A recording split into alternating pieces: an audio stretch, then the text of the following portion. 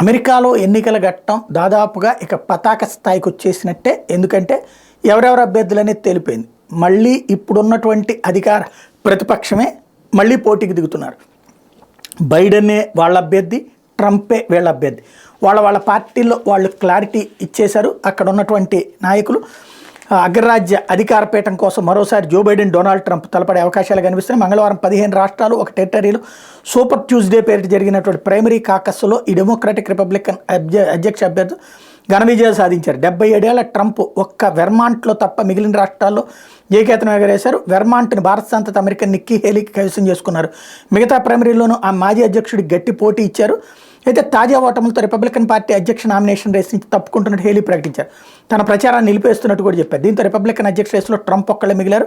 ఆయన party nomination సాధించడానికి కావాల్సిన 1215 మంది ప్రతినిధులు ఇంకా సొంతం చేసుకోలేదు. ప్రస్తుతం ట్రంప్ ఖాతాలో 995 మంది ఉన్నారు. హేలీ కేవలం 89 మంది ప్రతినిధులే గెలుచుకున్నారు. మరోవైపు డెమోక్రాటిక్ పార్టీ అధ్యక్ష నామినేషన్ రేసులో ఉన్న 81 ఏళ్ల బైడెన్ సమోవా టెరిటరీలో తప్ప 15 రాష్ట్రాలను విజయం సాధించారు.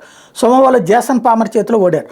బైడెన్ కూడా డెమోక్రాటిక్ పార్టీ అధ్యక్ష నామినేషన్కి అవసరమైన 1968 ప్రతినిధుల్ని సాధించలేదు. అయినా వీళ్ళిద్దరే అభ్యర్థులుగా మిగులుతారు.